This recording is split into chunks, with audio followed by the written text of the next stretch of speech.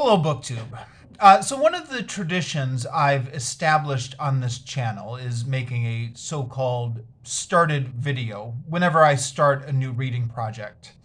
It's my way of kind of getting rid of all the throat clearing and talking about why I picked up this book and why it interests me and what I hope to get out of it, etc., etc. And then hopefully I get it all out of my system, and then when I come to the review video after I finish the book, I can jump right into the review without going through my whole history with the book.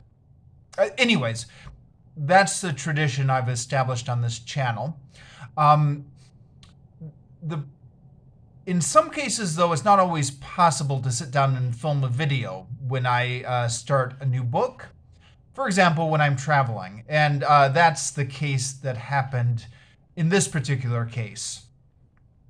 I started this book on Monday while I was traveling. I was traveling to my wife's hometown in Quang Ngai. I posted several videos of that trip, and I'll link to the playlist in the description down below. Now, when last I checked in on the weekly reading vlog for last week, which I'll link in the description down below, I said that I was going to take the Wayfarer Redemption with me and then take the Iliad, maybe just in case I finished this. That was Sunday night. Monday morning, we had to wake up very early to catch the airplane. And I had one of those last-minute changes of heart where, first of all, I said to myself, I'm not going to bring two books. I know myself too well. I'm not going to finish two books on vacation. But I also thought to myself, you know what? I want a new reading project for this trip. And I had it in the back of my mind to read the Iliad, or rather reread the Iliad. For a few months now, this has been lingering. And I thought, yeah, now's the time I want to reread this. So I grabbed it, and I've been reading it throughout the week, starting from Monday. That was Monday, Monday,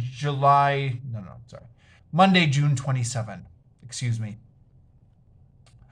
And I am now over halfway through here. So this is, the started video is coming in a little bit late. It's a total of 414 pages in this edition. I'm already up to 256. So this is a belated started video for a book I started way back on Monday. But I'm not going to talk about my thoughts on what I've read so far. I'll save that for the weekly reading vlog and the final review when I get to it. Talk about why I wanted to reread this book. So, in middle school, I became very interested in the Trojan War after reading the book The Trojan War by Olivia Coolidge.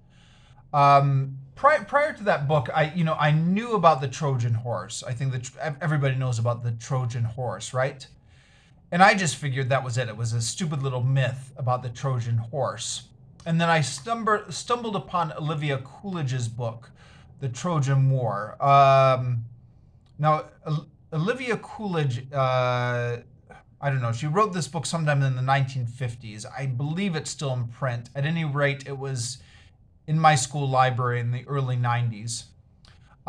It's written for a younger audience, so it's big print, but it's still a big chunker of a book. And I remember thinking, wow, I thought this Trojan War story was just about the horse, but there's a whole story there. And I just was curious to find out what the story could be. I mean, how could you possibly get 300 pages or however long it was, this story just about the horse? So I read it and I was amazed and fascinated by how many stories there were within the Trojan War story. And so I started reading more books and seeking out more books about the Trojan War. And pretty soon, of course, you're going to get led to the Iliad. Now, I was hesitant to pick up the Iliad because I was still reading material that was adapted for young adolescents, and of course the Iliad, you're going straight into the classics.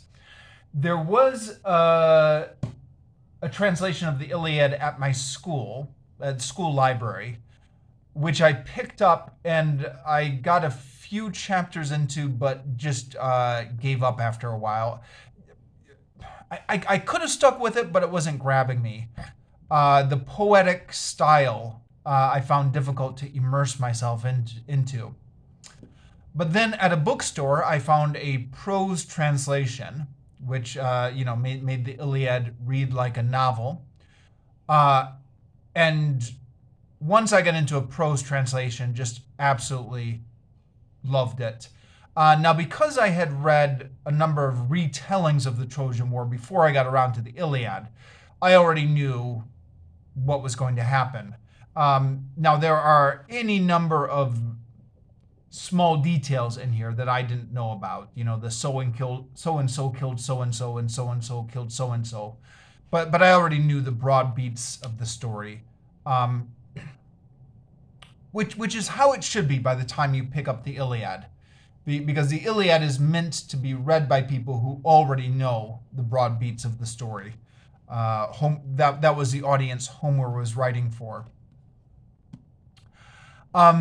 So read the book back in middle school, and picked it up. I mean, it sat on my shelves all through high school, and I would pick it up and leaf through it from time to time. There were certain chapters I really liked. The deeds of Diomedes, where Diomedes fights against the gods with Athena driving his chariot. That was always one of my favorite passages to pick up and read again. But I didn't reread it from cover to cover until around 11th grade. I had this idea that I would read it to my little brother. I had a brother who was 5 years younger than me, and I would typically read him books. And we kept that tradition going even after we didn't have to, even after he was old enough to read himself. I would sometimes just, I don't know, sibling bonding time, read him books. In 11th grade, I had this idea that he was old enough to understand the Iliad now, and I thought it would be really fun to read it to him. And I had already read to him retellings of the Trojan War story, so he was already familiar with the basic beats of the story through my influence by that time. Now, this is one of those areas where the memory fades a little bit. I definitely remember starting to read it to him. I don't remember if we completed the whole thing as a brother reading project. We may have. And if we did, then I read this a second time when I was in 11th grade. And if we didn't, then I started reading it a second time when I was in 11th grade. Either way, I haven't picked it up since then. I have gone on to read different things in the subsequent years, and for a long time did not feel the need to reread it, and did not feel for a long time I haven't felt the need to reread stuff generally, because there are so many classics I haven't read that I've just been trying to find new material to add to my list of books that I've read, rather than wasting time rereading stuff. But through the influence of BookTube, since I've started getting involved in BookTube and watching other BookTubers' videos, I've discovered that rereading stuff is an important part of BookTube, and it's made me realize the value of rereading stuff. And I haven't read the Iliad since 11th grade. So it's been on my back burner to reread this for some time. For a while, I didn't think I could find a copy here in Vietnam. But then, when I was in Vivo City, here in Ho Chi Minh City, I stumbled across a copy of this, and the Odyssey, and also Thomas Paine, The Rights of Man, which is completely unconnected to these other two, but stumbled upon all three of them at the same time. They were all books that I was interested in. I'll link to the video of that down below. And then bought them, and I talked about them on a book haul video on one of the weekly reading vlogs. I'll link to that one in the description down below. But point being, finally got my hands on a copy. And then since then, have just waited for a slot to open up on my reading list. I'm always reading like 5 books at once. And I still am reading 5 books at once. But this going on vacation seemed to be the perfect time to pick it up. I forgot to mention this. Also been influenced by Steve Donahue, of course, who rereads the Iliad every year. And one year did a read-along where he made a series of videos of his rereading the Iliad, where he kind of talked through the story week by week. I'll try and remember to link to his read-along in the description down below. I'll link to the first video, and then hopefully you can find the other videos on your own. But I mean, a number of YouTubers actually have been talking about this book recently. Michael K. Vaughan recently did a video on Homer. So definitely something which is popping up a lot on BookTube. But yeah, I've been thinking for some time that I'm due to reread it. Also, well, again, going back to Steve Donahue's influence, he's made a video on the Western Canon Starter Kit, where Homer was right up there with the Bible. Now, I'm currently rereading the Bible. It's in this apartment somewhere. Sorry, I don't have it to hold up at the moment. Yeah, Homer was the next logical step on there. And I also have it in mind that I'd like to start a project of just reading all the sources of classical mythology. I've been thinking about making a video about that reading project, and I'll do that sometime later. I was going to make that video actually before I started the Iliad. I mean, when I was thinking about this some months ago. But now I've just gone ahead and started the Iliad, so I'll make that video later, maybe after I finish the Iliad. So on my vacation reading, I already got more than halfway done with this, 256. That's good for me. I know BookTube has a lot of really ferocious readers here. 256 pages is good for me.